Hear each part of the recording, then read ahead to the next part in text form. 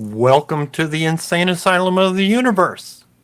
Welcome to the New Spirit radio show by the Society of Novus Spiritus, founded by world-renowned spiritual teacher Sylvia Browne. Today's date should be June 14 of 2023. Coming to you live from California, both NorCal and SoCal are your hosts, Reverend Tom Bigley and Reverend Catherine Taylor, playing audio segments we call Messages from Spirit.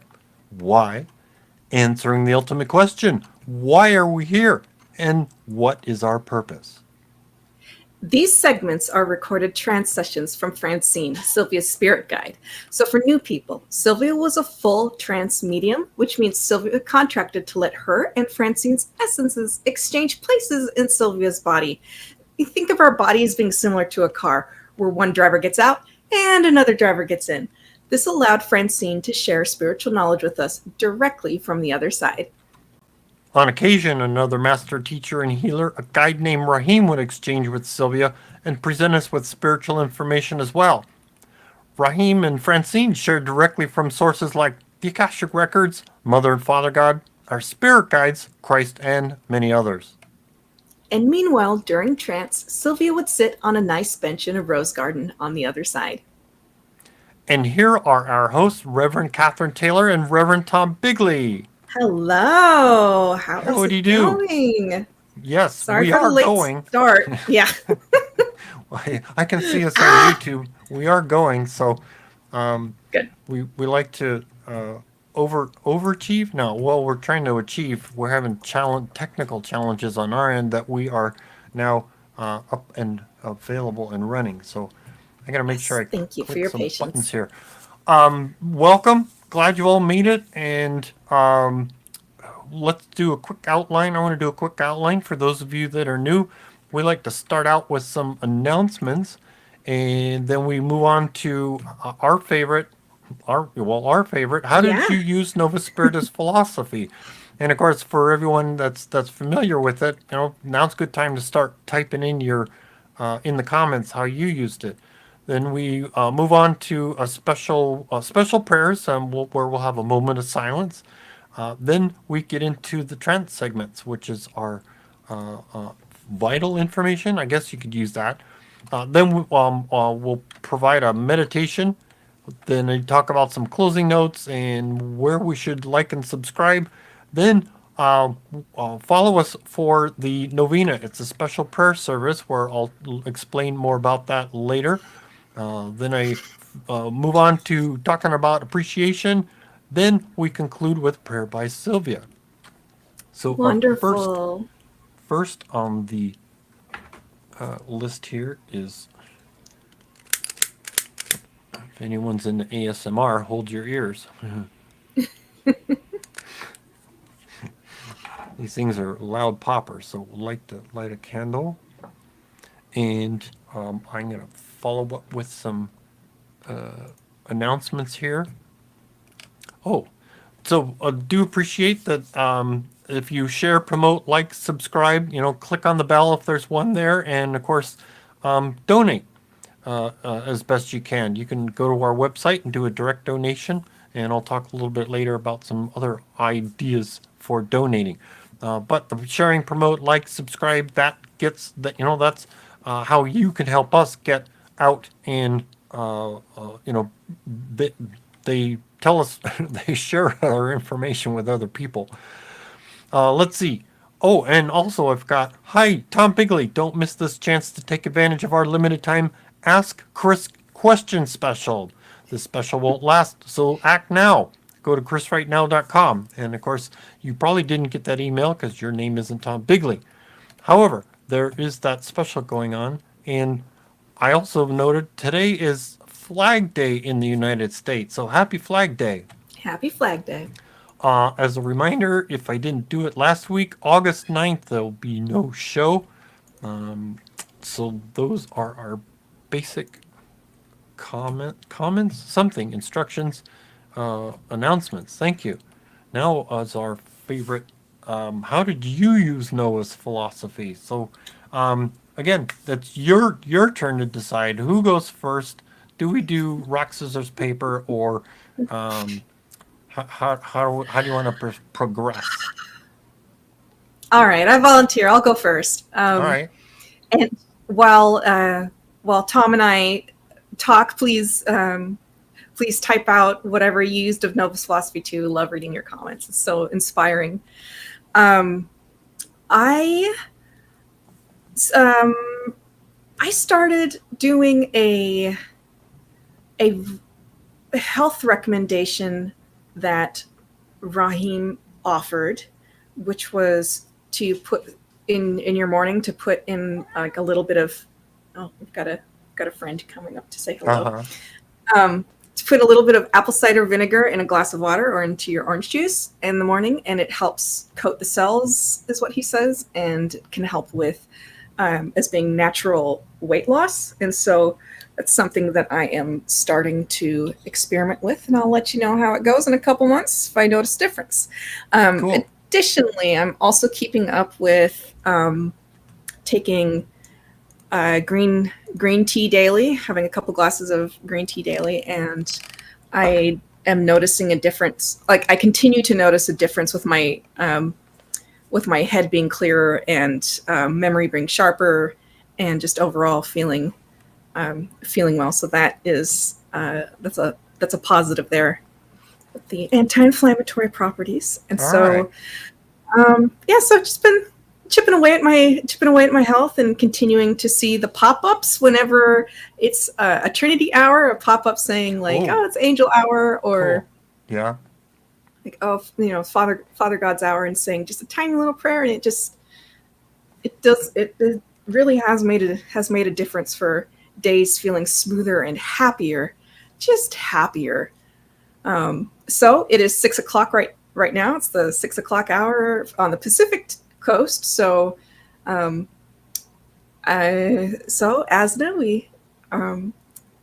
we love you and hope that you stay with us throughout the hour and give us your blessings. Wash our days clean. So, for everyone listening as well. Yeah, yes. Regardless of what time you're hearing this, we'll ask Absolutely. for those blessings.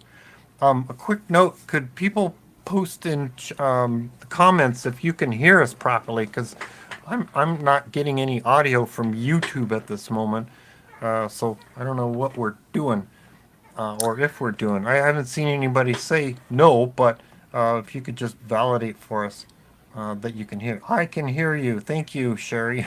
That's helpful. That is helpful. We're challenged with feedback here and knowing if we're doing something. So anyway, we'll have to figure out what the heck that is later. So, all right, we'll take your word for it. Appreciate that. Let's see. Where did you, Kat? Where did you create your pop-ups? So I've got an iPhone, and I just used the reminder app that was built in and came with it. So I didn't download or buy any particular reminder. So I just set like a daily reminder for 6 a.m. And it took like 10 minutes to set up all the reminders that I wanted, because it's like 3 a.m., 6 a.m., 9 a.m., 12 p.m., 3 p.m., like, just that whole thing. So it took a little bit, but I selected some emojis that I liked as well for each one, and just tried to make it a pretty experience, because I don't know about I don't know about other people listening, but sometimes getting a pop-up on my phone stresses me out. I'm like, oh no, what is going on over here? Well, that'll help balance out the when you're going, good. Oh, it's a blessed time that I'm the other spirituality hour. for now, you've got an iPhone, I've got an Android, and I use alarms. Now, not for the same purpose, but you go into the clock and set an alarm, and you can put a title on it as a reminder. It just rings instead of just pops up on your screen. It'll ring an alarm or whatever sound you set for it. So yeah, a couple of fun ideas as reminders. Different ways, yeah. Cool. Yeah, absolutely. Well, Tom, what about you? What did you use of Novus Philosophy over the past week? Well, I was expecting to get some, what do you call them? Vegetarian recipes. And I didn't get any response. Well, I didn't get any direct emails that I know of. I got one person that wants me to call them, but that's and I haven't heard their voicemail. But so I didn't get any recipes, so I don't have anything to share as far as vegetarianism. Okay. Okay. I But think I might have a now I recipe might. to offer you. Okay. Very, very nice. Um, well, for our listeners, we've got quite a few folks who've shared some really cool, neat things. So I'll just try to scroll up to the top and do my best here. Sherry offers a reminder. She says on show 82 of the most recent messages from Spirit 5, Yeah. show 82, in the comments I wrote all the info Francine said regarding the hours and the assigned angels and God, etc. So if anyone is curious about that, it's in the most recent show 82. Okay, cool. Thank you very much, Naomi. Thanks. Reverend Danny says, my son petitioned Asna to win a science project and did. Congratulations to him, smarty britches. Cool.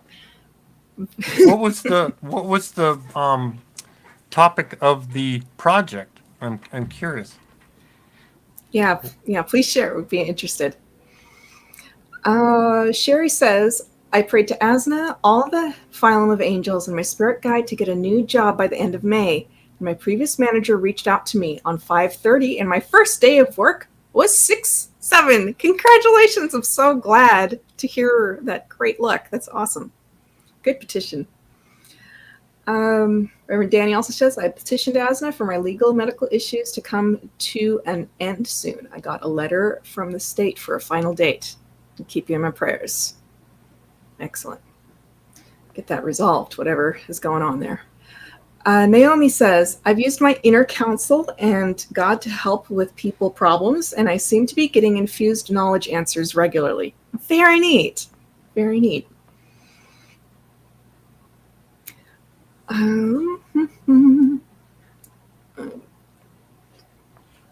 Let's see here.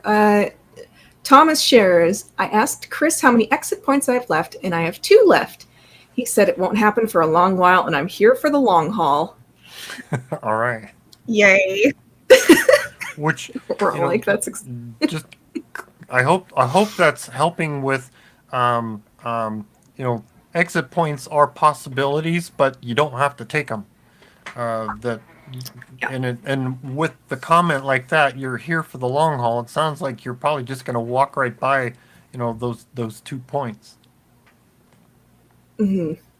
And even on your last exit point, if it's say you're 60 years old and it's your last exit point, Francine has made it very, very clear that if you want to stay longer, you can stretch out that last exit point up to 15 years even. So it's a long time. So it's not something set in stone. Your will and your choice absolutely matters in it. So if someone wants to live, go for it. George says, I have been asking Asna to help me with my new job and new apartment move coming up to lessen the stress and to have everything go smoothly. We'll also keep you in our thoughts and prayers for that one as well.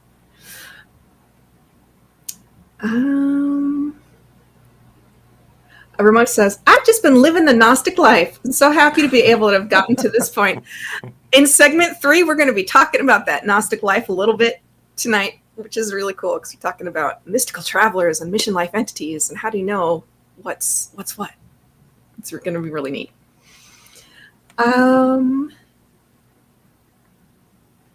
Thomas adds, I also asked Chris how my family life will be in 5 years, and he said I will have a partner, and we'll be traveling, more money, my life will get better, and we'll change residences. Hey, that sounds amazing. Cool. Esteban says, Tom, have you ever had Mexican zucchini with tomato and cheese? It's one of my favorite vegetarian meals. Yum, no, yum. That sounds interesting. Mm-hmm. That's, oh man. And no, Thomas said, my I don't know what we keep changing our terminology, but my girlfriend, partner, fiance, she was born in Guadalajara and has some fun recipes she's brought, when she was growing up. And occasionally it's like there's like a vegetarian soup that we try out, and so some variety of things that are fun to learn about. Very neat. Um, well, I think that's about it for the comments. Thomas says he's going for 120 years. Fantastic. You get a lot done. Jeez. Especially as a writer, writers only get better with age. It's one of the few professions out there where people get better with age, as opposed to being aged out due to technical knowledge evolving. So, Cool. go for it. All right. Write your story.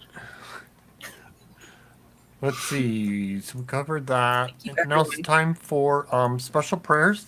And regardless of when you're watching, listening to this episode or any of the episodes, we're putting out the prayer energy.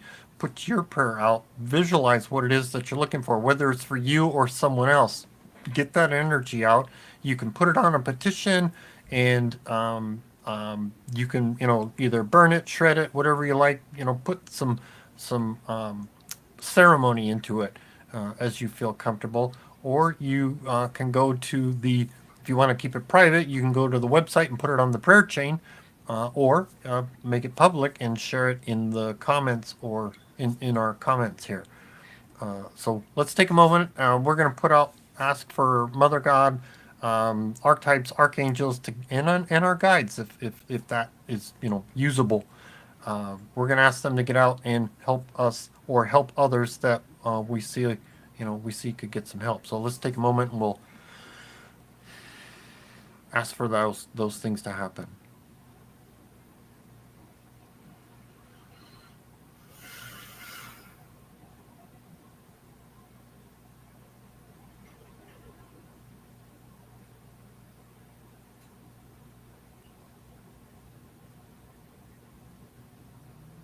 Amen. Amen. Be the prayer. If you see a need, fill it. Let's see. We've got that. What's next? Up next. If you are streaming challenged, yes, we have a conference call number that you are welcome to call in on and listen while we are live. That number is 888-534-2696. Do appreciate that you keep muted so that everybody else listening on that conference call has a good session. Now it's time for Trance segments. Fantastic. Also, I see we've got a comment from someone who's brand new. Great to catch you live for the first time. Heck yeah. Great. Welcome. Nice that you can be here, James. Yes. And hello to everybody. We love you so much. This is such a blessing to have some together chat time and learn cool new things together. I love Wednesdays so much. All right. So for our first episode, we are continuing a potpourri session with Francine. So there's a variety of different questions. She's going to continue talking about Mother and Father God's natures. Then how one white entity affects situations that are dark. And then how tones and vibrations come into play. And tones and vibrations are the same thing. And then she's going to start talking about how spirituality affects your nerves. Makes you more nervous? A little bit. Oh, okay. I don't know. more empathetic. Yeah, that's fine. There you go. All right. Is that it? That's it. Here we go. Here we go. Back to infinity. I mean, you go back trillions upon billions of years. So it seems like when we say God is love, more appropriately, that's ascribed to Adam. But see, don't take emotion away from him. I'm sorry, but I'm just trying to... Okay, let's take it down to the human form. I know you're trying to, but then take it in. Remember what I said, everything in life is replicated by the creation. Yeah. All right, now take a male and female. There's no such a thing as a perfect one, but let's take a male and female in a relationship with children, all right? By rights, what would be atypical, if there's such a thing, the male is the one that's supposed to be Not, see, the minute you say intelligent one, you're going to throw everybody into a fit.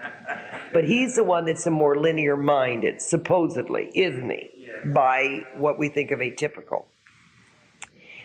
He's the one that supposedly holds the family together. She's the one that makes things operate. The hand that rocks the cradle rules the world. Okay. So I don't mean to make him a dupe. So you see, it's hard. But in the way that he wouldn't have emotion, of course he does. He has love, he has caring, but he is static. He can't move. Think of his feet being rooted. He can't move. He holds. He's omnipresent with us. But she's the mover. So she's omniscient. She is she's the mover and the shaker.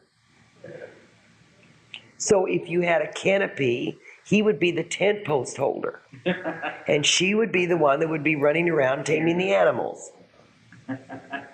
Okay. But he has to hold. He must hold for us.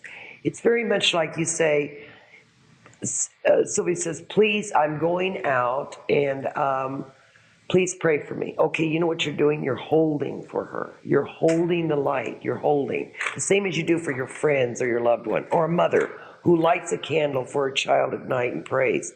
She's holding for that child. You don't mean to tell me that that isn't emotional. Of course it is. It's power. Okay, so Father God is the house, and we are inside the house running around like little kids. And she's the one that's fixing dinner. Okay. It's so simple. If you replicate human beings. But to say that he's without emotion or she's without intellect is terribly wrong. Because she has tremendous intellect. Yes. What changes the playing field in my God? The Gnostic principle of everything's good. So when we go on to the outside world, everything's dark. I used to think that you have to be dark to be successful in the dark world. But then are we changing the playing field for the dark itself? You can be successful in the world if you're dark. That's the quickest way to get to ahead is being dark. But if you go through the darkness and you're white, you will succeed. The only problem is there is a trench, as we call it, in which light goes into dark, and it doesn't ever become dark, but it becomes succumbed by the dark. And once it crawls up out of that slime, it usually then attains its true. But too many people get caught in the tulgey wood, as they say. Well, I can criticize too wimpy in the dark world. I was wondering, are we changing the playing field in the dark environment? Like certain things we use for protection, also feel things feel lucky. Absolutely, because don't you see? No, it hasn't changed. You have changed. Because of your spirituality, you've changed the temperament of your environment. You don't think you can't be powerful enough for that? Absolutely. You remember when I told you once, and Raheem told you, that one white entity can dispel thousands of darkness? Yes. Staying in line with what he was talking about, in the darkness that we are in, and I deal with a lot of it every day, it's easier now to find the lights. Absolutely. That's what I wasn't able to do before. I didn't have the ability to make contact with And the you know lights. what you're doing too that's so marvelous is you're not playing with the dark anymore. See, I don't want anyone to try to save the dark. I never have been. Because as Roger says, they are in the antithesis. They've separated from us. That's their choice. It's like, I don't want you to play with those bad kids over there. And it's interesting because as we were saying with tone, you can almost hear it when you walk in the room or walk into the area. You know the sound And do you also notice when you walk into a group how sometimes it's almost like a discord? Yes. Now, I'll give you another idea of this because tone or sound is one of the first forms of creation. Notice when you walk into a place, and let's say it's a wedding, and it's very noisy, but people are laughing, dancing, there's music. You won't mind that, even though it could be noisy. And let's say in the measurement of noise, it could be as noisy as somebody in a gang fight. at some weddings or celebrations or West Point with people screaming. But because the negative of the gang fight is so discorded, but the level of noise could be exactly the same. So do people carry their tones. You say, I don't know what's wrong with them, but somehow or another, it's like hitting a sour note. So I'm staying with what he's talking about. Absolutely, that's exactly what you're doing. Yes. We have in our slang the word what? Good vibes. I feel good vibes. And good vibrations, of course. They're tones, vibration. Yes, that's what makes sound. Yes. As you feel you are going more and more with the light, I'm getting to the point where I'm getting, excuse the phrase, bitchy at people. I mean, my ears are very sensitive to sounds, and my feelings are being exposed like more nerves. Yes. And I can really sense a lot Yes, of things. absolutely. That's part of Why the... does that make me? Is in my emotions too uncemented? No, that's part of the preparedness of the emotionality of spirituality. You see, people always say, I want to get on the spiritual trail. And Sylvia and I both have said, one of the few things we've commiserated on, they have no idea what they're getting into. Because it's a bloody process. It's being knocked down, get up, knocked down. And it also is an acute awareness. But that eventually, your body gets used to it. But it's every nerve ending. Sylvia has that a lot of times. I mean, her nerves are so on edge. 10, 12 people a day listening to their problems, and her nerves just flare.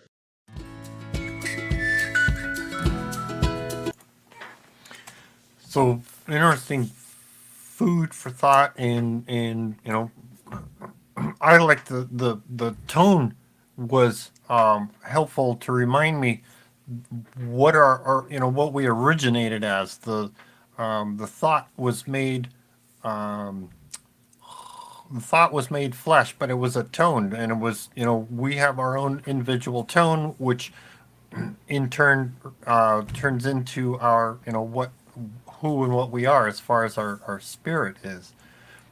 Also, to emphasize when Francine talks about, or Rahim, when in our philosophy, when you read about light or dark or white or dark color, it's about soul color, not skin color. So referencing white entities, and we'll hear more about the white brotherhood. It's about soul color, and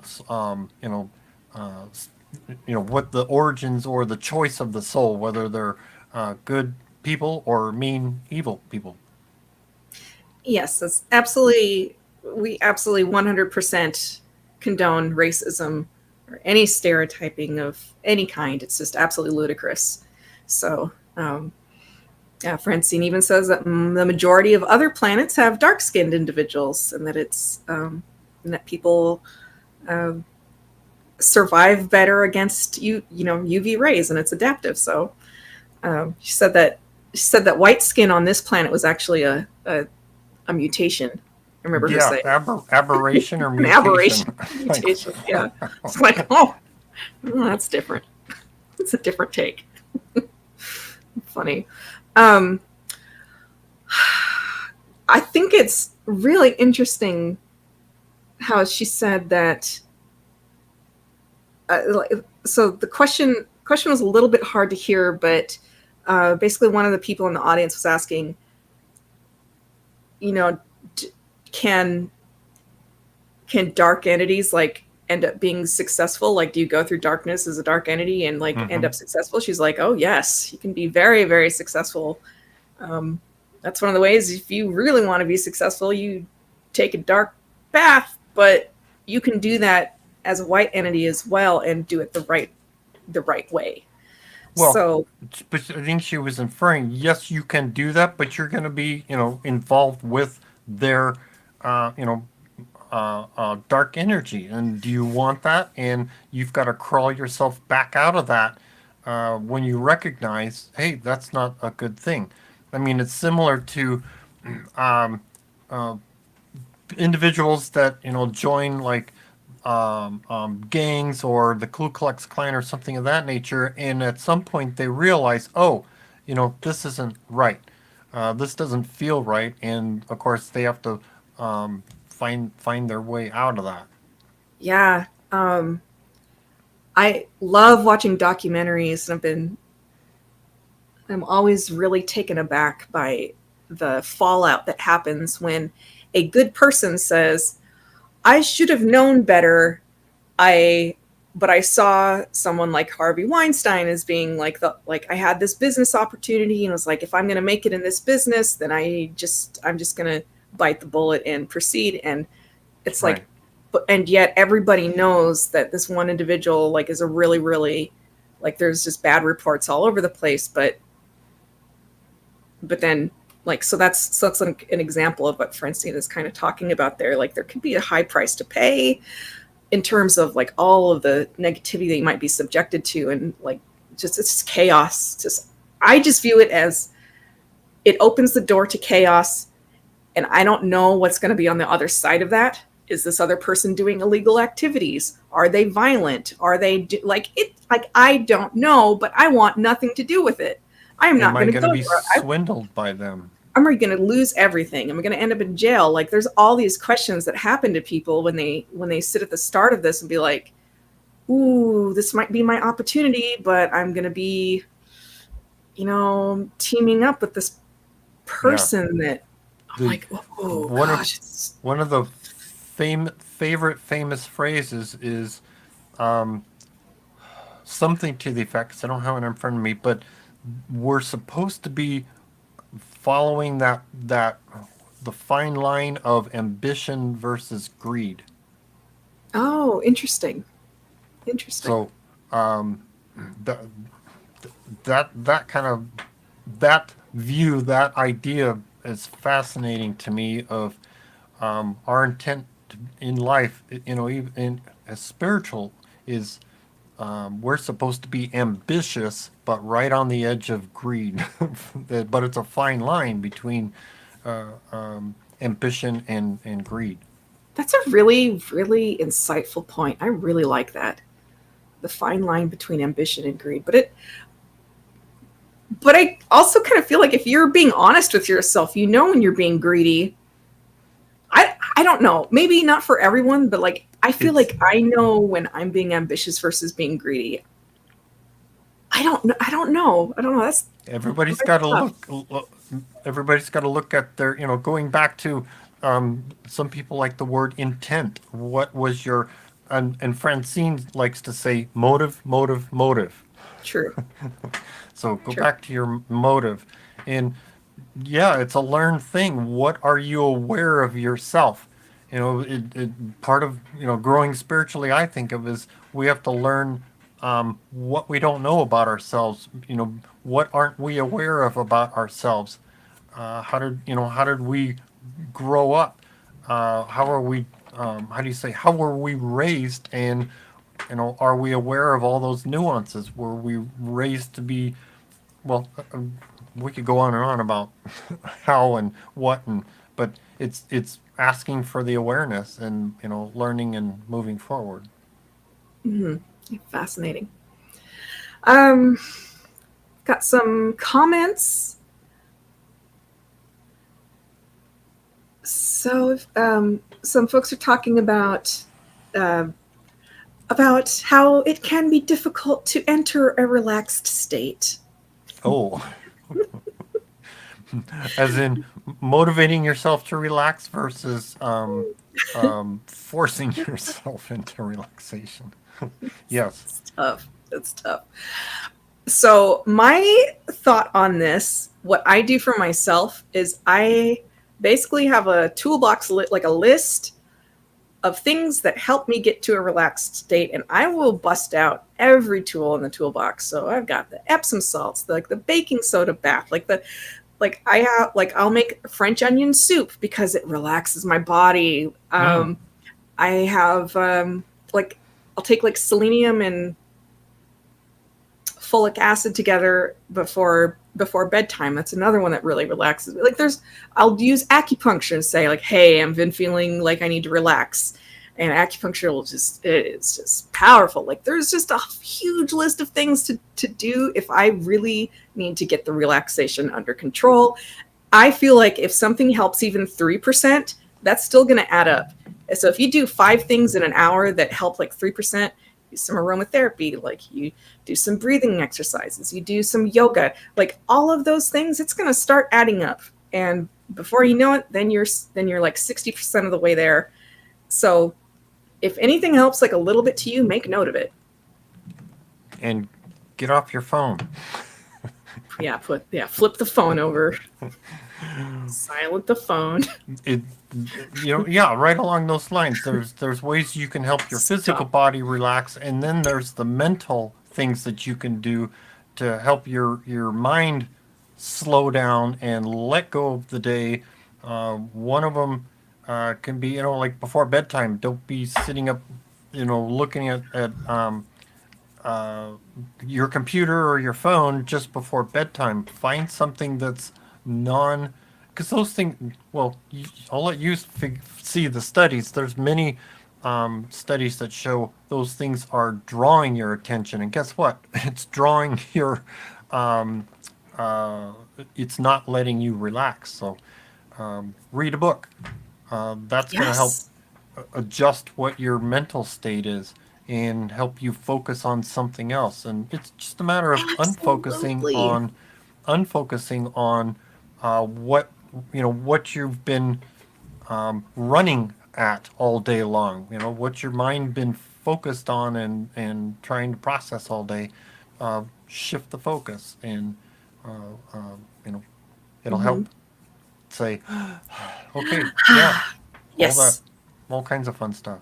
Yes, play a game with a friend. Call up a friend.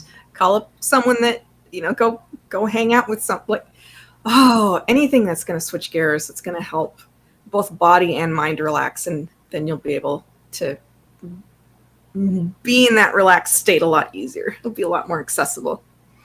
More comments. Ramona says, "I love the Avatar movies because I can imagine life on other planets." And she says, in my reading with Sylvia, I asked her if the Avatar planet was a real place. And she said, yes. Cool. Interesting. Very, very interesting. I would love to see a planet that glowed in the dark everywhere you went.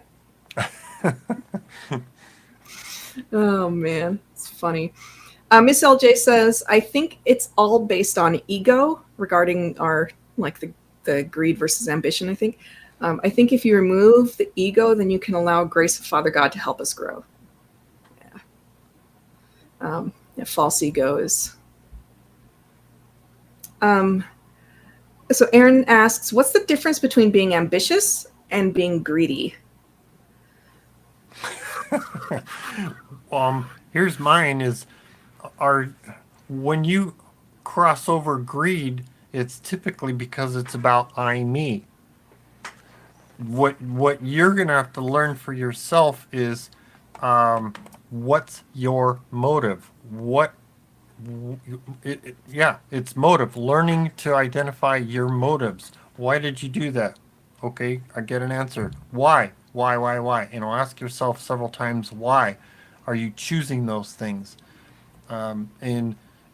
Great, if it's insecurity, that's one thing, but I'm insecure, so I will need to accomplish this. Or if it's about because I'm better than or I'm deserving of, that it's the wording that could possibly be the greed.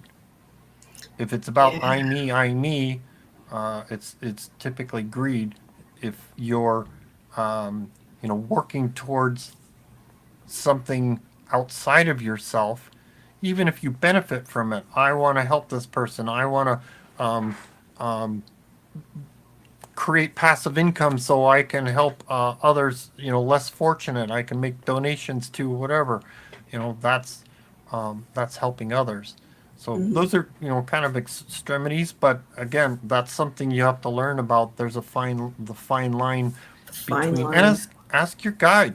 Say, okay, I want to understand this, or ask the host of heaven, a host of the other side. Help me understand. Give me some examples of something so I can get a sense of what that is. Yeah. Ambition. I remember one talk we listened to. They're saying that prosperity isn't a bad thing, and it's there for us to reach for it if we want to. Because if it was, if it was bad, it wouldn't be there. So that's not a bad thing, but you want to think about how you'll use prosperity if you have it. So I always view it in terms of like, if I achieve X amount of prosperity, I'm going to be mindful about giving back to my community, or helping out friends, helping out loved ones, within reason, and that's going to be like a commitment that I make between God and I, and so that has a good feeling to it to me, and that feels good. And there's something in it that feels like I'm growing or I'm learning. So if I build something and I've built a business and it's going really well, there's some part of it that feels like I'm growing forward. But when a situation is turned into greed for me, there's this real ugliness that I feel. There's this like frantic energy. It feels ugly. It feels like almost mean-spirited towards another person, and it feels dismissive of other people. So it's putting you ahead. Yeah, it doesn't feel good. It doesn't feel good. Here's I just thought of like a example scenario. If I'm helping a buyer purchase a home, the way I help them or advise them on how to set up an offer, I'm going to help them. I'm going to help you as a buyer get the best offer. Create the most competitive offer. But as long as I could influence them and say, hey, I really need this deal, so I'm going to really push them to go beyond their means. I'm going to say, yeah, use all your savings up. You got to get the best thing. You got to do. I think that's falling on the greed side of things. What is your motive? What is your intent?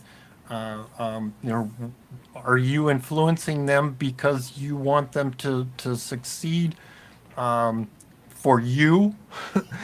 Because I'll get a commission when they make that when their offer is accepted. But oh, by the way, that could cause them some grief. Or am I saying here, what's the safest thing for you? Yes, we really want the home, but we also want to make sure that you've got the finances, the backing. Are you going to be make sure that you're not going to be what's the word, house poor in the process? So that's where we want to look out for those kind of things. So that to me is like ambitious. We want to help buyers purchase the home, be as competitive as possible, but make sure that it serves them, not you, or not me in this case. Well, cool. Reverend Yvonne Dillsworth's in chat. She says, hello, Nostophorus. Hello, Reverend Yvonne. And I'll just get one more question, then maybe we can move on to the next segment. Sherry asks, what do you do when you wake up at 3 a.m. and can't go back to sleep? Twiddle your thumbs? No, I'm just kidding. Well, Francine was just talking about that. If you can't go back to sleep, a couple things. You read, do something, and to use that time. If I'm groggy, yeah, I will try and get back to sleep. But if I'm like boing, I'm like, okay, I'm awake and I could accomplish something, then yeah, sometimes I will get up and try something out. I'll probably get on the internet is what I end up doing. Everybody's got their ideas. I don't want to disrupt the rest of the house. Yes, I'd like to go work on something in the garage, but that disrupts the rest of the house. So find an activity. It's very one of the considerate. two, Francine and Raheem, have said it's okay to not get your 6 hours of sleep. That's a program thing. Once in a while you wake up, you're refreshed, and okay, do something with yourself, or accomplish something. And if you get tired, great, go back to sleep for a while and get up and keep going. Yeah, I really don't have a sleep schedule. I really don't. It's just Hmm. it's no. I've tried to shed this as much as possible. It so sometimes I'm awake till 6 a.m. Sometimes I'm awake at 1 a.m. Sometimes I'm awake at 10 p.m. I try not to pay attention to it as much as possible, to just keep myself outside of those programmed parameters. Um, I know that not every person's situation is able to do that, but at least for me, I'm fine.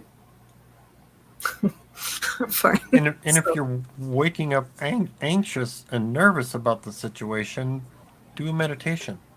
yeah, Calm your mind. yeah, It I'll talk may to help God you. if I wake up. Yeah, Hmm. yeah, I'll talk to God, and it just feels nice. Well, Um, yeah. what's our next? What do we got next for trance? Um, for trance, okay. Last segment of this potpourri session. Francine continues saying, the Crusades were barbaric. Sylvia was masterful as a healer, and Sylvia's life was more uncharted due to being an example life. Got it. Okay. Gonna hear about Sylvia. Okay. There we go. And Tony, I know you very well, so one of your things, though, you're dropping all the old overcoats of behavior. That's what protected you before, so here you are down to fresh pink skin, and the sun and the wind and life and those rubbing, and yeah, you eventually put on spiritual overcoats. That's right. That's right. But your old world overcoats are stripping away, and you're getting kind of But see, true spirituality, you're ripping away all the time. tearing. Yes. Is it harder on men than women? Much harder on men than women. Because men, by nature, although they need to be replicated by the Father God, are not used to the emotion. But you find most men that are more spiritual, guess what? They become more emotional. They're not afraid to cry. They're not afraid to show fear or, gone are the days. See, that was that paternal God thing.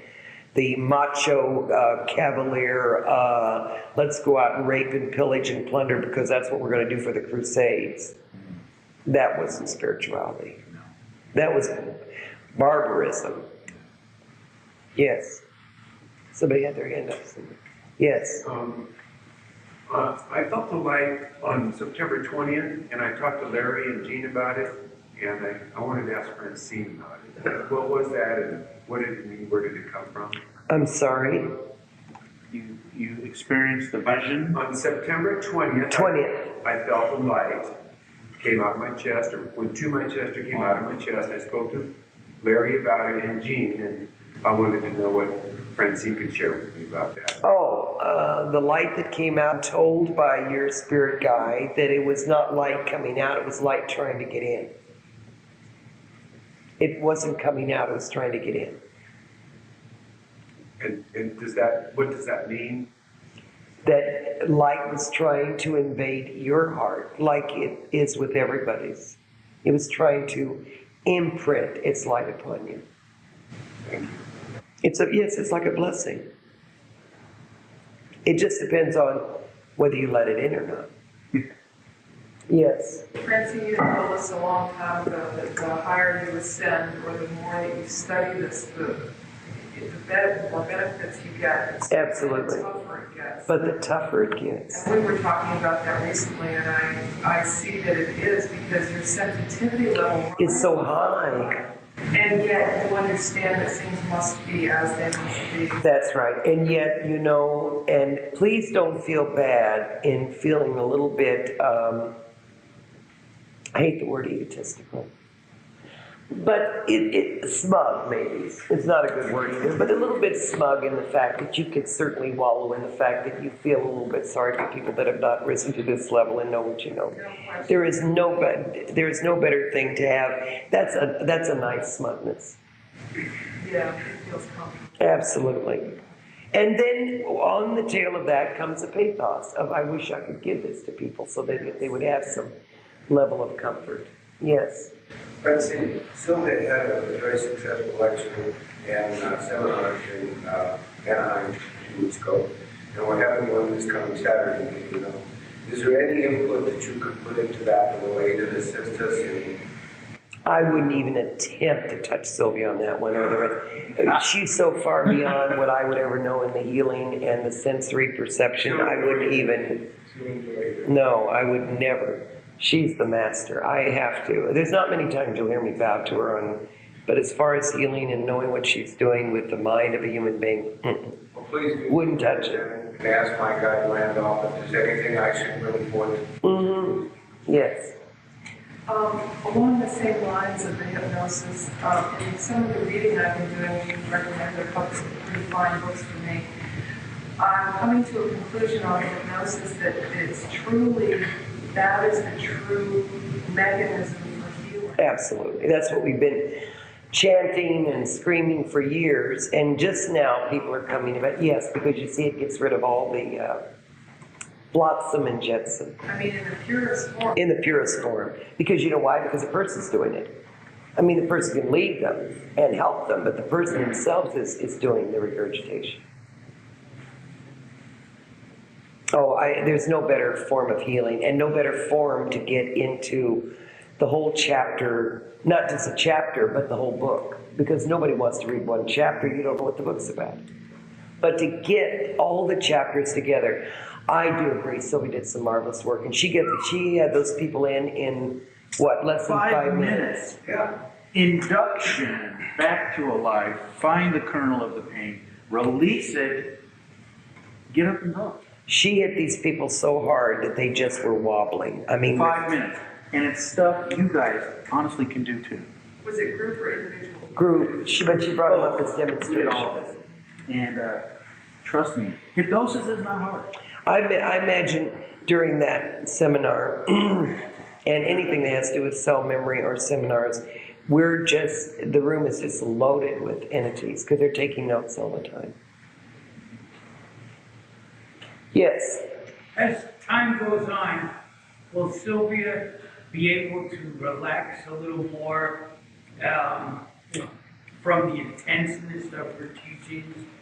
I think eventually when she's about 72, she'll be able to rest more. I don't see much hope for her to rest before then. Unless with the advent of Mother God coming in, here's where Sylvia's uncharted. She came in as an example life. She didn't come in with a chart, stupid her. But she did come in and said, yes, I will go down and do this. But I think that Asna could intervene maybe and get some grant money going, so maybe she could take a few days off. I know, because I've been, and I don't want to use the word gambling, but I've been trying to win this darn lottery so we get a temple going, Francine. I'm sorry, on this plane of negativity here. No, you have to have, yes, I know, it has to be a way of, well, it's a means to an end. That's right, and money is only a means to an end. And since Sylvia turned down the greedy means to the end, we're going to have to do the right thing.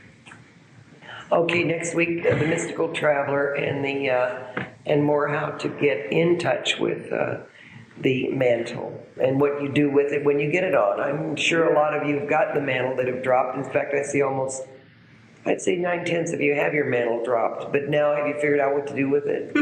I don't think so yet. All right, we'll talk about it more. Thank you.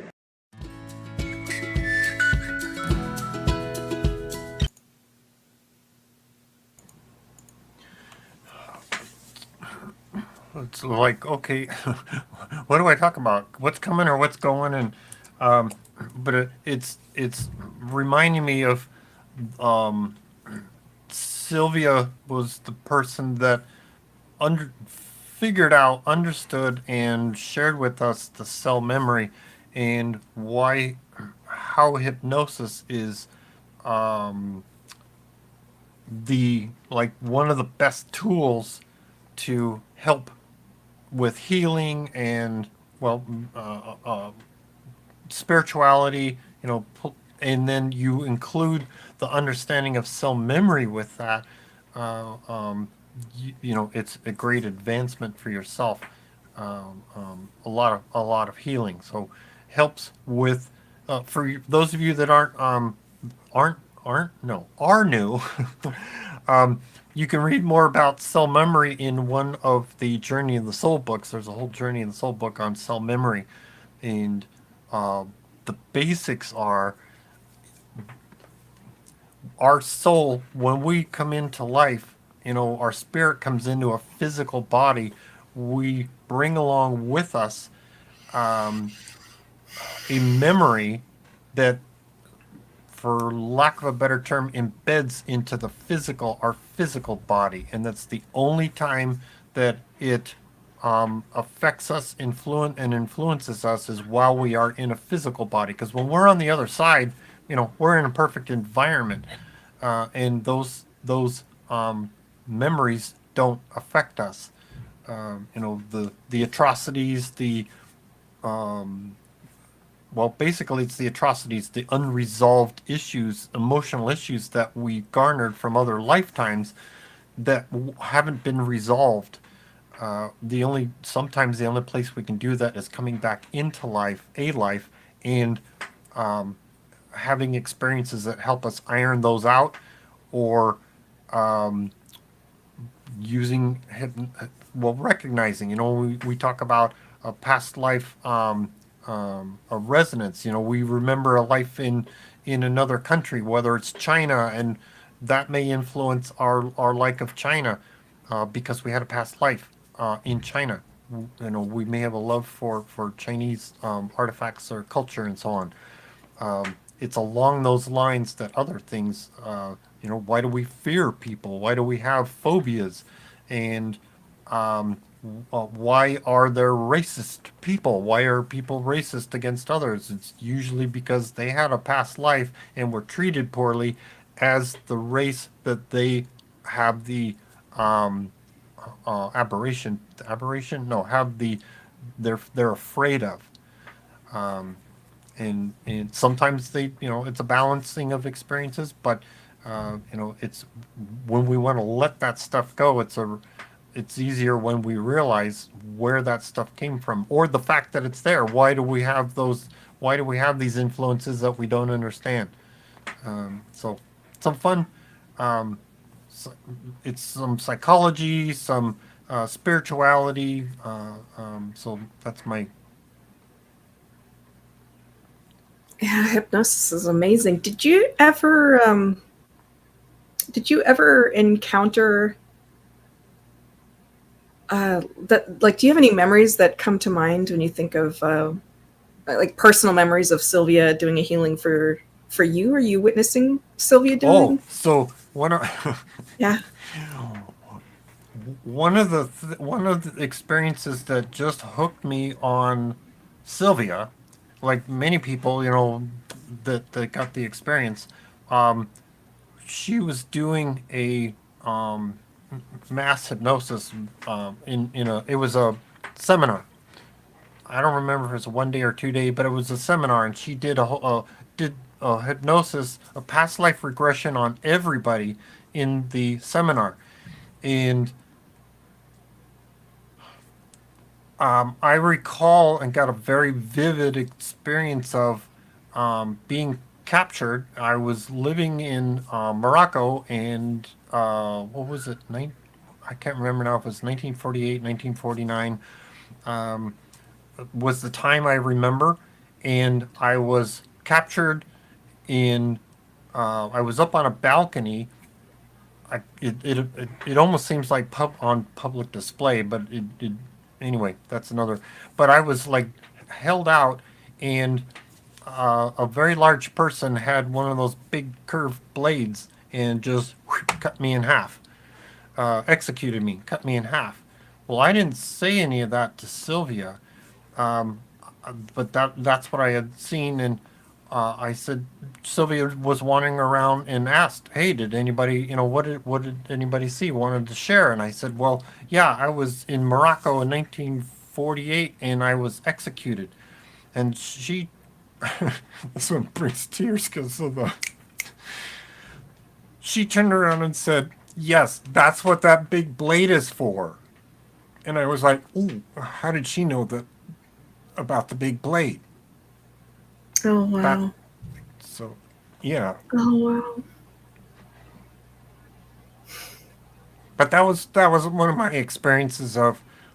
I think that's what was contributing to, because of the way it was a slice. I prior to that, in conscious consciously, I've been having these. Have you ever had you've had Charlie horses? I would get Charlie horses right here in the center of my chest. I'm like, hello, there aren't That is muscles right there, so but strange. yeah, I would get these what felt like Charlie horses in the dead center of my chest, on the front of my chest here, and I'm like, this is pathetic. What is the and it was almost debilitating.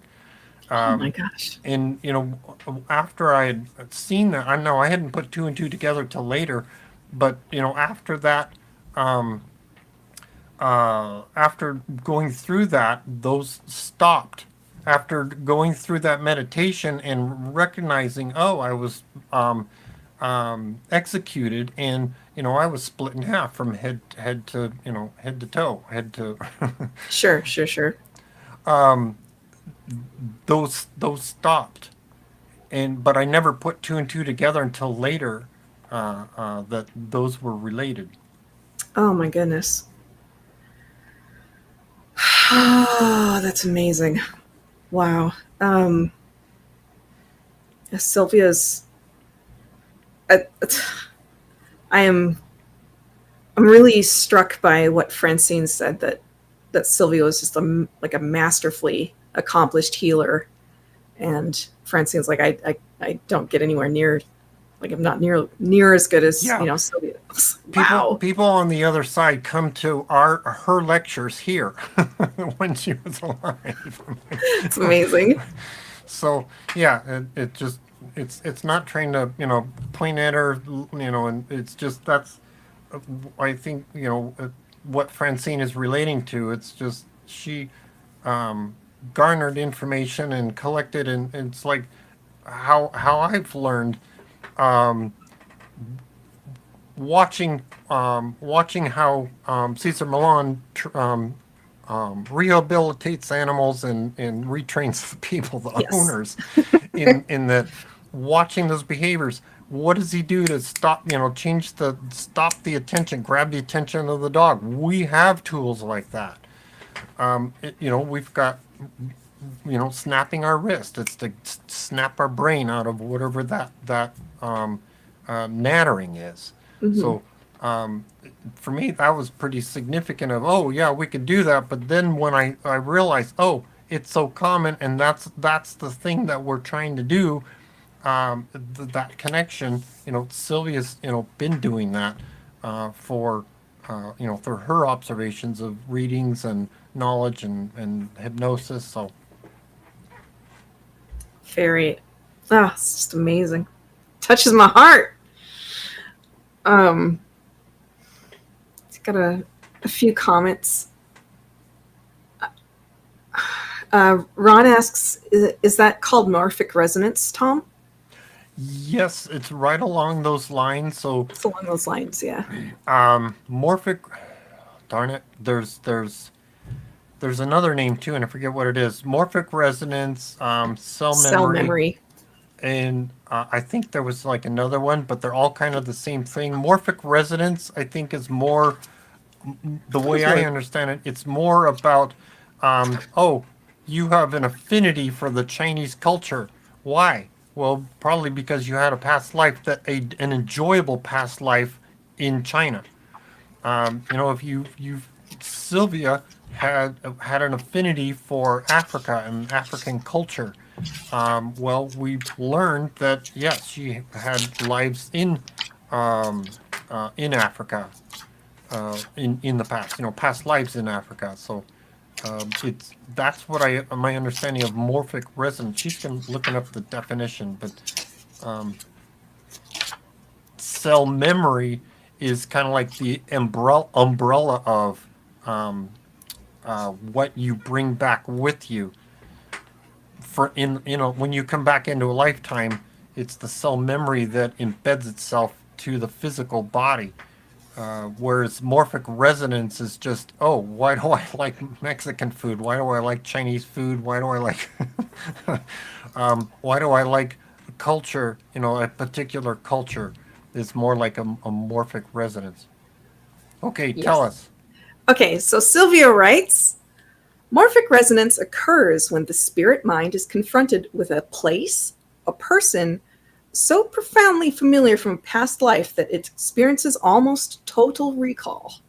Deeply affected by that recall, the spirit mind infuses the conscious mind with that same factual and emotional information to the point where the whole body, mentally, physically, and spiritually, resonates with a familiarity that only the spirit mind can genuinely claim.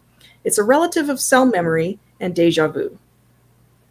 In fact, my spirit guide Francine describes it as deja vu multiplied by about 1 trillion. Yeah. All right. So if we've got unresolved, sometimes, well, for mine, the unresolved, why was I getting Charlie horses in the chest? Well, there was something emotionally unresolved from an experience. Some people will get these pains for no reason, and it could be something from a past life. Birthmarks are another how do you say, expression of something unresolved, potentially unresolved from a past life. Typically, we've read that is like you had an injury from a past life in that location. To somewhat related, Reverend Yvonne shares, Sylvia did a mass hypnosis during minister training. I went back to a life as a geisha. I had been having bad stomach problems since I was 17 in my current life. And once it was acknowledged during the hypnosis, it released. No more problems with my stomach. I was ran through with a sword in that past life. Oh, Oy. interesting. Okay. Oi. Oi. Now, here's another one. Francine, why does she wear the pillow? Because the life that she was in, the one life that she was killed, stabbed with a spear.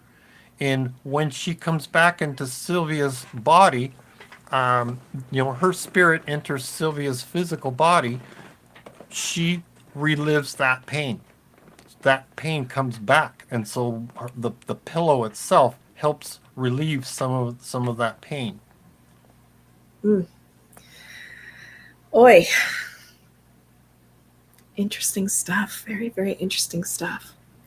Well, we have our last segment, which is going to be the start of a trance about mystical travelers and mission lives and Gnostics.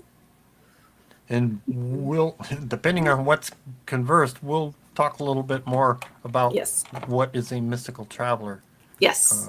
when we hear that. So, all right, I'll- that means I I'll have just- to go select Yeah. it. Yes, and she's going to explain what a mystical traveler is during this segment. So this is going to be cool. I love talking about this. Talk about Nuvo as well. All right, so near trance, mission life, and mystical traveler lives. Earth is one of the worst and most backwards planets.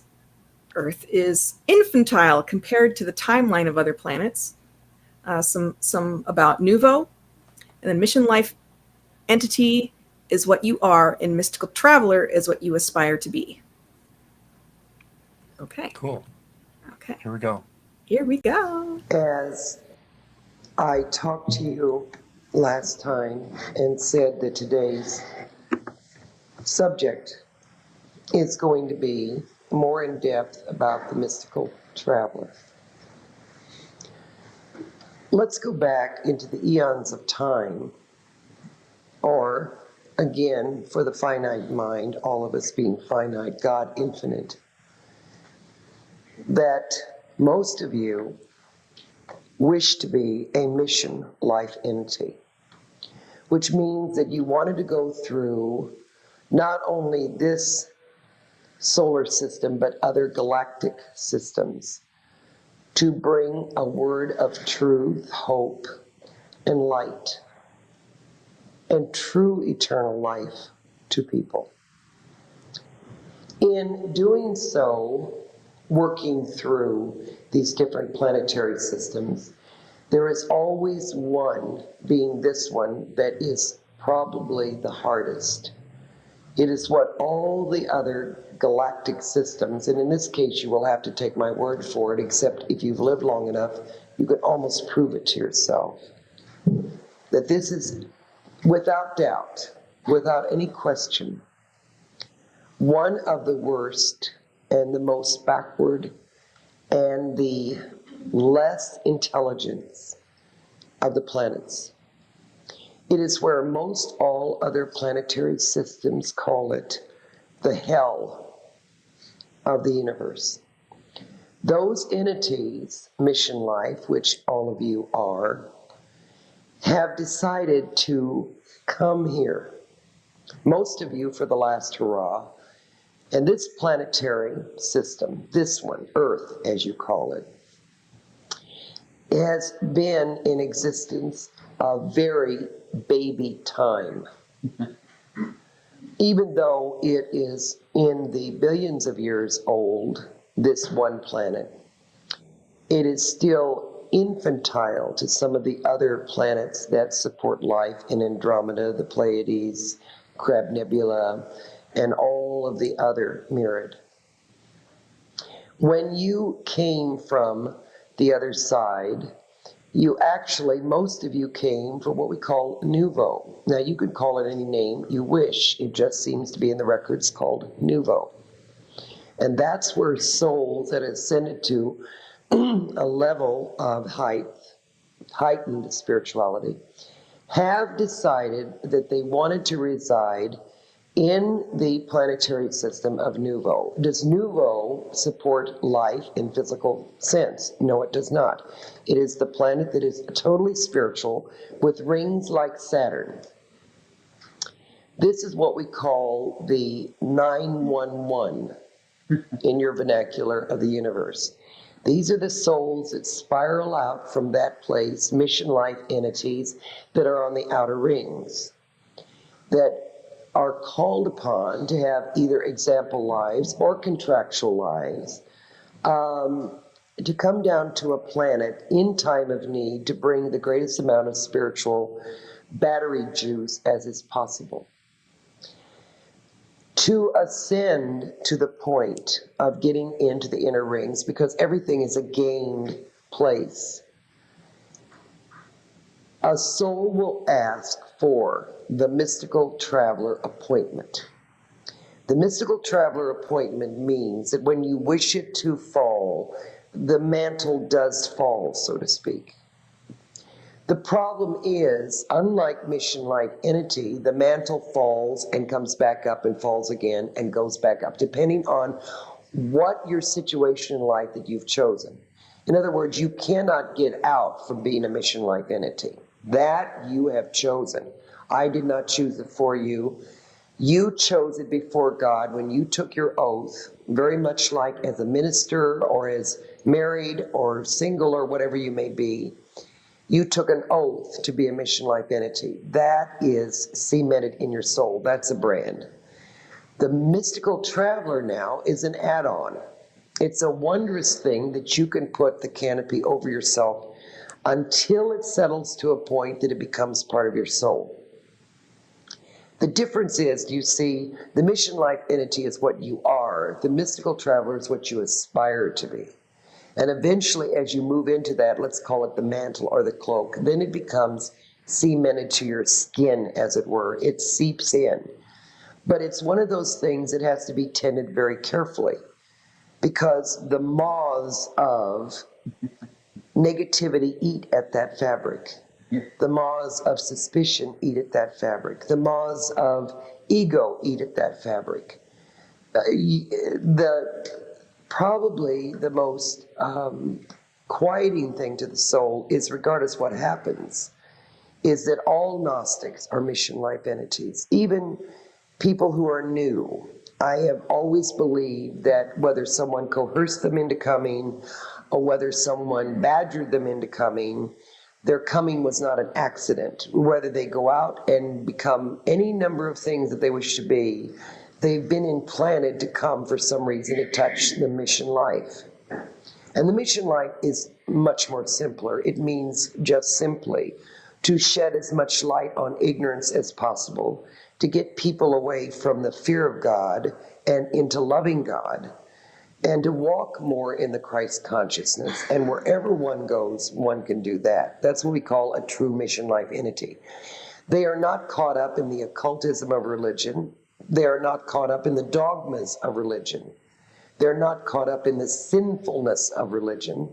And they're not caught up in the, I must give away everything. Will you help me with my throat, please? She has sinus, I don't. And so in doing this mission life, wherever you go, whether you go out and scatter to the four winds, you will carry that.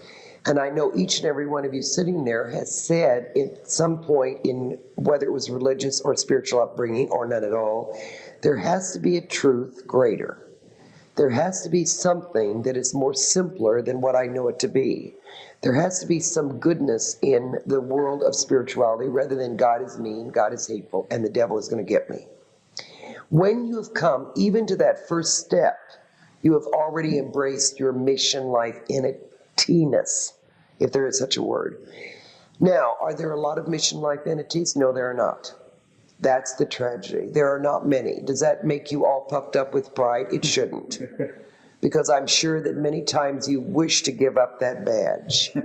But it's something that is not only, as Sylvia said today, I was listening, it's not only wondrous, but it's painful. And that's why I, like Sylvia, do not know how people can give up their oaths or their beliefs or their vows so easily, whether it be marriage, whether it be to another person, a friendship.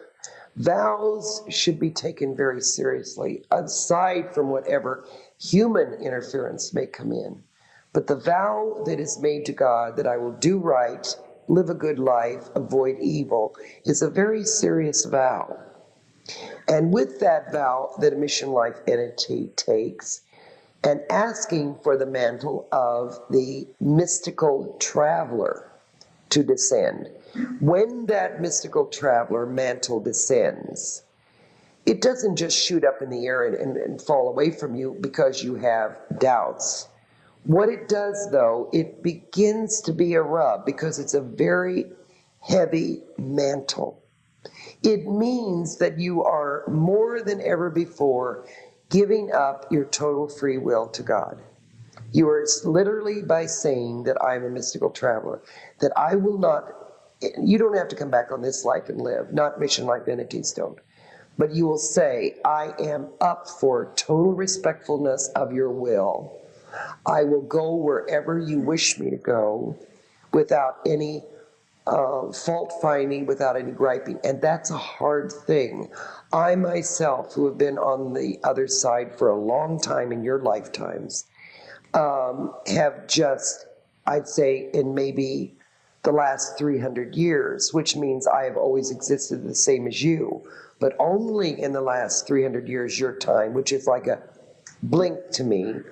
But nevertheless, I only then accepted the mystical traveler's cloak, because I know what kind of tale the tale entails, is that I have totally given submission of my free will choice, and that I will go and be sent, hopefully with joy, wherever my Lord wishes me to go.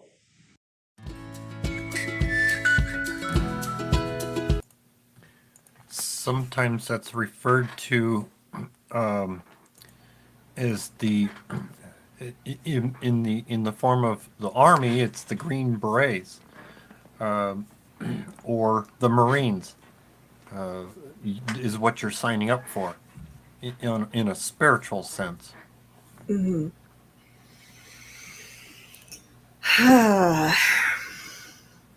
So some fun, some people may ask, what's a mission life entity? Well, yeah, we have a book for that. Sylvia's got several Do descriptions of that that we encourage you to read about. And then, yeah, there's the book Mystical Traveler for the details on it. for mission life entities and mystical travelers. Yes. Oh, thank you. Yes. There is a ceremony. Well, we'll hear more about it, but yes, there's a ceremony that goes with that.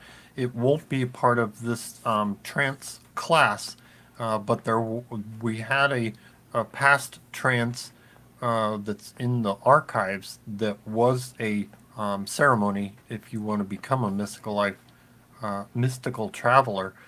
And you could also follow the one that's in Sylvia's book as well. Yes, marvelous. It's a marvelous ceremony, and she does write about it in the Mystical Traveler book as well. It's like if you want to become a mystical traveler, there's a she's got some thoughts to share. It's Aaron says it sounds very hard, and I've heard Sylvia write about it being difficult, but at the same time joyous. Becoming a mystical traveler. Sure. Because she took the vow kind of later in her life. I took it when I was quite young. And there are some people who come into life who are already mystical travelers, and there's some people who, you can be of any age. Like there's a child that Sylvia wrote about, who was a poet and a philosopher. His name was Matty Stepanek, and he was a mystical traveler. And Sylvia said that this child touched her on such a profound level of like just his knowledge and love for God. And so sometimes children come in, they're mystical travelers, and they have messages for parents or for their families, and they're only here for a short time. And sometimes you'll have a mystical traveler like Joseph Campbell, who makes a huge contribution to the spirituality of the world. And there are mystical travelers, they can be professors, they can be caregivers, they can be like just any profession, because it's because your chart once we were told in the past that the chart of a mystical traveler, like once someone takes that vow, you end up with like a secret mission that not even your spirit guide knows about. Only God knows about it. And so it's kind of up to you to just live your life and follow where your spark of interest goes. And I know for myself, I was very, very, very quiet. I had a lot of trepidation, not necessarily fear, because I didn't think that God would, hurt me or like lead me into just problems beyond my ability to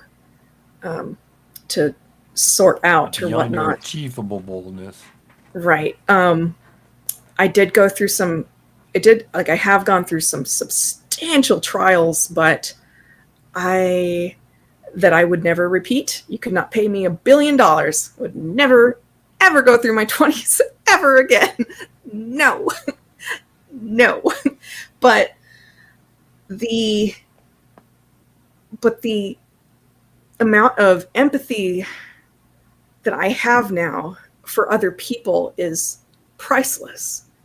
The amount of just being able to look back on so many varied experiences as I've had, I'm like, I have been through so many random things from being struck by lightning to like living on a subsistence farm to like living in Brazil for what, like I've been through so many random things, and I'm like, how is this going to be useful for whatever this like secret mission is? And I'm kind of feeling like, well, maybe that's the point, is that I just don't know, and therefore I trust God that I'm just going to have fun living my life, and whatever feels like something that I need to problem solve in the moment, that's all it is. Like, is to just follow where your spark of interest goes, because that's what it was one of Joseph Campbell's biggest things that he always harped on to people, is like, follow what makes you deeply happy, follow your bliss. Yes, and that's going to lead you to wherever comes next. So it's not that you have to go out and like find battles to fight, unless that really does feel like your bliss. Like if you have a kind of personality or a theme where you're like, I want to be a lawyer and fight for like the Innocence Project or something like that. If that is your bliss, then yes, follow it. See where it goes. But I trust God, and I had to really work through this feeling that I had of like, well, what if my will and God's will are different? And it's not. That's a fear that that's not even real. That doesn't have any bearing, because your will and God's will are the same. And that, why is that? because we are part of God. Right. We are part of God. Where did we come from? Where, what does our spark originate from? Yeah. So your will and God's will are the same. You don't have to worry about them being discordant. People are always worried about like, well, where does God want me to be? Where does God want me to be? No, the question is, where do you envision yourself wanting to be? Right. And it's identifying, eliminating your fears. Sometimes you'll be challenged emotionally, to move forward into something. And that's where I recently thought about what is it that I'm not doing? And so, talking with Chris Dufresne, I said, okay, one of my questions was, am I walking the walk? I talk the talk, but am I walking the walk? What is it that I should be or not doing? And he came back for a second time and said, you've got to get out of yourself. Mm. So there's insecurities, which are bred from fears and so on, and upbringing and so on. And so I'm having to learn or become aware of the insecurities, how they affect me, and how do I overcome those, and what do I learn from that? Well, I can learn to help others with that, just as you have experiences. Back to Mystical Traveler, it's where are you going to be put? You're going to be presented with things. So, are someone going to knock on your door and give you a bus ticket that you've got to go to Kathmandu? No, it's you're going to walk out your front door and you are going to encounter, oh, I've got to do this, I got to accomplish that, and I feel like this would be a helpful thing to do, but you'll also encounter things along the way. Yeah. So you will be put into, if you get out of your own way, you'll be put in situations that you're you supposed to be in. Yeah, I just view it as troubleshooting, and I love troubleshooting. Because I get to be creative, I get to be passionate. I feel like I'm very, very alive when I'm troubleshooting problems. Some problems that happen in life are so just like, what? This is crazy. This is actually crazy, but I love it. I absolutely love it. It's my jam, and I have a feeling that for other people, like that's just what it is. God isn't going to give me something that doesn't, like, something to solve that doesn't have some sort of spark of interest for me. Like, do you know what I'm saying? Like, there has to be some sort of clue coming that's like, here's a problem for you. I have just the problem for you. Like, yeah. Like, Yeah. because otherwise I'm not going to be And able if to you're know not how to sure, even engage with it. if you're Right. not sure, ask for a sign. Yeah, Say, ask for show a me sign. something significant. You know, we've talked about signs. We'll talk about more of them, you know, in the future here. But ask for a sign. Ask that, hey, am I on the right track? Yeah. Yeah. If yeah, and if I have something come up where like 3 different people in the same week are mentioning a trip to Antarctica, then I'm having a conversation with my spirit guides to give me a sign saying like, is there something about Antarctica that I need to be thinking about? Yeah. Like, what's going on here? Because, and that's another part of it is just like being aware of different signs. But I view mystical traveler stuff as I just allow myself to have joy going wherever my interests are. And if there's a problem, I troubleshoot it. And that's it. And that feels good. And it feels like within the right scope of like, it doesn't feel like grandiose. It doesn't feel like, oh, I'm putting on like a bunch of holy clothes and I'm just going to be, be prayerful. Like, no, I'm just participating in life and I'm trying to have fun in the process. And I'm giving love to people and I'm telling people that God loves them. Like those are all normal activities. So those are my thoughts. Well, I hope we haven't bored anybody. I mean, Yeah. yes, we enjoy Ranting. talking about these things, and I'm kind of like, okay, I think we're going on too long here. Yeah. But Okay. I trust that this is helpful to somebody when they hear it. So, because now it's time for meditation, unless Let's do it. somebody in the comments is like, no, wait, I'm open to. Wait. But we gotta get on to meditations. Anybody like screaming at us to get off, or screaming at us to ask questions, or? People are just participating in the conversation. Ramona says, Reverend Tom, you're doing such a fantastic job. Thank you. Yeah, this is good conversation. We can move on. All right. Now it's time for meditation, and we encourage people to sit with your feet flat on the floor and palms upward on your lap. And somehow I can speak and read at the same time. Yeah, so palms upward on your lap, that helps you receive that wonderful grace. Now, I've been learning, because I have been sort of, how do you say, what's the right word? Slothy about it. Um, the more conscious you can stay during these meditations, I think for myself at least, they're more beneficial than becoming somnambulistic. So during meditation, so uh, um, that's a goal. If you have a challenge with that, that's fine. Pass out if you like. Just be in a safe place when you do it. I mean, I would have sometimes I would have to be like flat on a floor in like a when Sylvia did salons and I was helping with audio and video there. I'd be like, forget it. I'm on the floor. Sorry, but anyway, that was my uh, fun events. But we do encourage you to sit, upright and as best you can, and it'll be beneficial for you. So for all of us that want to participate, if you need to pay attention to what you're doing, don't pay attention to us, but by all means, come back and listen to these wonderful meditations in the on-demand. And for the rest of us, Soon to be Patreon. here we go. Here we go.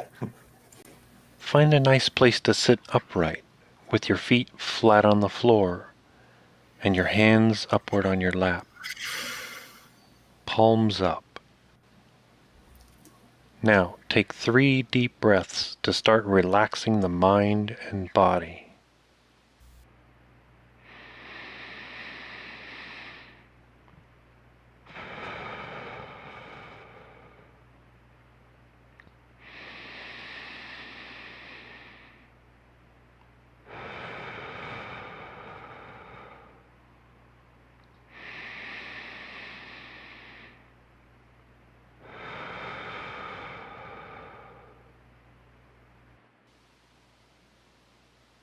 And now close your eyes when you're ready.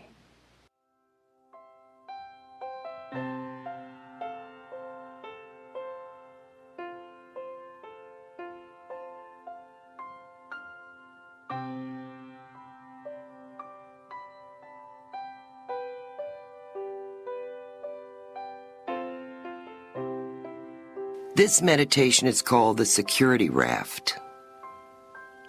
I want you to feel yourself floating on your back in warm water. Unafraid, looking up at the sky and the clouds, you feel at one with God. However, your eyes soon get a little burned and your back gets tired. But you're not too sure about turning over because you're not sure you can swim. You're in a quandary, as we are in life. Keep floating, or take a chance and turn over. The thing is, on your back, you can't see where you're going. Everything is out of perspective, just as it is in life. It is very disenchanting, this singular view that does not give the whole truth about where you are. There is no landscape, no connection to the earth. In your mind, the intellect and emotion are fighting, as they constantly do. Is it better to float or not? You cannot relax. Are there rapids ahead? Trees along the bank? So you decide finally to turn over. You don't know what else to do. And all of a sudden you can see both sides of the shore. The trees silhouetted against the sky. The rocks, the current, soft eddies, and the deer on the riverbanks. It all seems to come toward you. You start to sink, so you begin dog paddling furiously. And you realize that no matter how exhausting this is, it is far better than floating. Being nothing. As you get more tired, a relaxation suddenly comes. Even if you do sink, it was worth it just to catch a glimpse of all the beauty around you. Just when it seems that all hope is gone, a raft comes towards you as if pushed by a giant hand. You are so exhausted that you almost cry with relief as you grab the raft. Ah, what a wondrous feeling of security. What exhilaration. As always, it is you and your God alone. And at your darkest, most exhausted moment, there is always a raft. The raft is what all of us are to each other. It shows the rider all the different views. We hold on to the raft as we grasp hands and love and care for each other.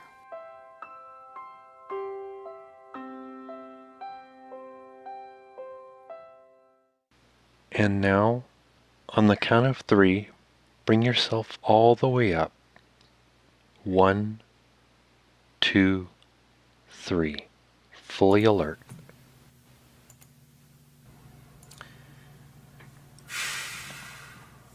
Haven't heard that one in a long time. Mm-hmm. The raft was perfect for our conversation about relaxation, I think. Yeah, and the challenges of moving forward versus just floating. That is true.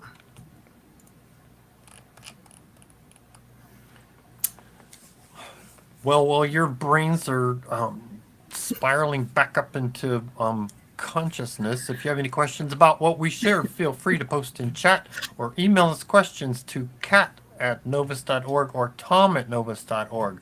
And of course, we appreciate listeners both live and on demand. Show your appreciation for New Spirit Radio by sharing, promoting, liking. Find our websites. Check us out on Facebook. And yes, we are on YouTube as well. Soon to have some membership, some participation in Patreon. Thank you. A helpful way for donations and getting access to special information, shared information.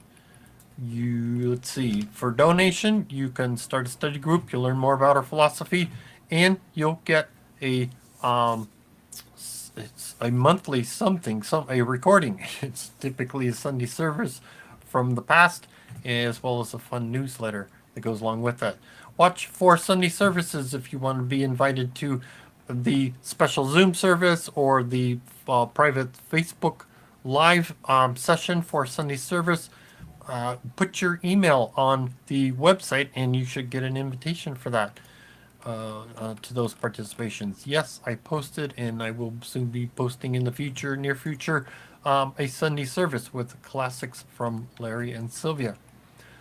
Now it's time for the special prayer session that everybody's welcome to participate in. It's the Novena. This is a special prayer service that was presented to us by Francine, and what there's a phrase that we're all going to say together at the same time, and the phrase is, "I am God. I am part of God. I am God. All things are possible because I am God." Now we'll say that 3 times together, and after each session, I'll tell you what we asked for. So let's visualize all of us. We're hanging out in a really large space, and we're all holding hands in a big, huge ring. And you may even think of us as hanging on the neck of Mother Asna as pearls around her neck. And now we'll start with the prayer. So here we go. I am God. I am part of God. I am God. All things are possible because I am God. I am God. I am part of God. I am God. All things are possible because I am God. I am God. I am part of God. I am God. All things are possible because I am God. Now, ask for things for yourself.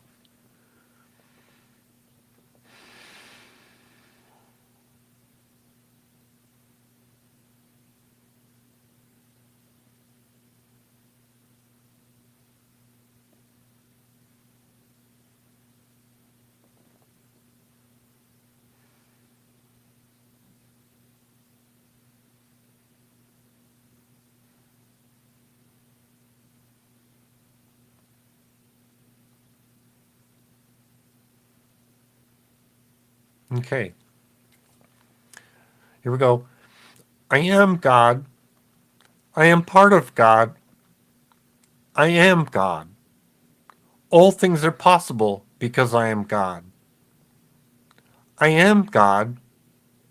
I am part of God. I am God. All things are possible because I am God.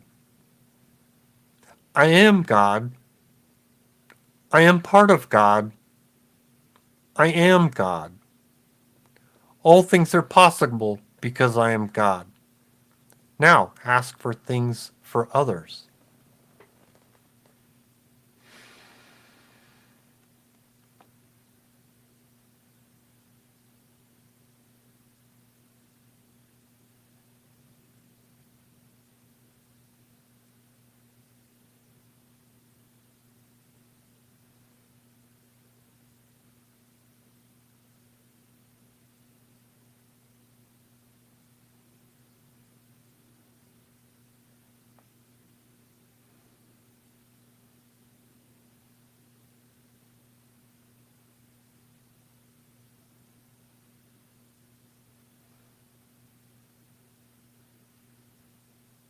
Okay.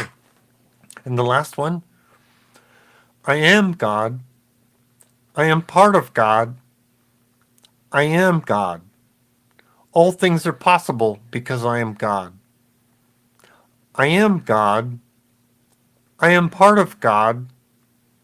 I am God. All things are possible because I am God. I am God. I am part of God. I am God. all things are possible because I am God.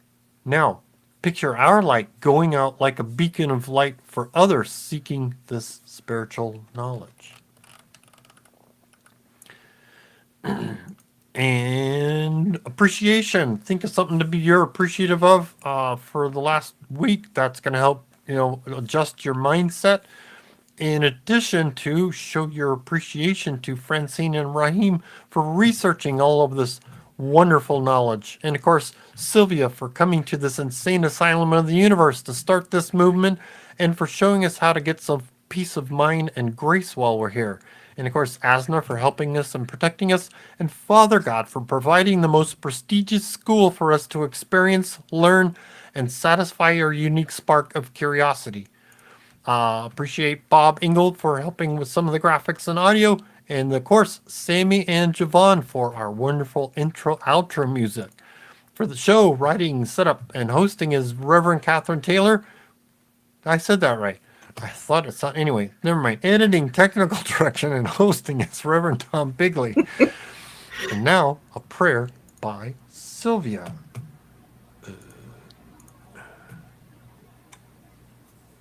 Yeah, let's do.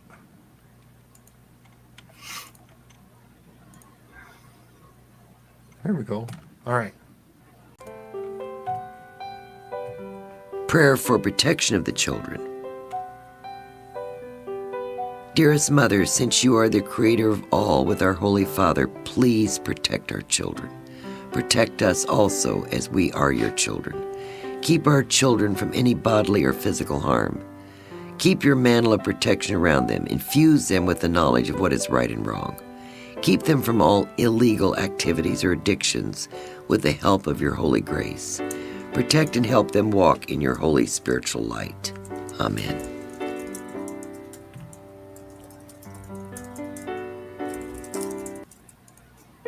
And Kat's going to tell us. Remember to join our waitlist for Patreon. I'll be posting right after this show on our various platforms. Thank you so much. Cool. Good night. We have ignored you as if you were not there. All praise went to the Father. We were so unaware that through the years you've shed your tears for all the pain we bear. Oh, Asna, how we love you. Place no one above you. Always thinking of you. Bless your name. You are Mother God. You've planted every blade of grass, creator of the stars. And when I'm feeling down and out, you mend my broken heart. So now I sing this song of thanks because of who you are. Oh, Asna, how we love you. Place no one above you. Always thinking of you. Bless your name. You are Mother God.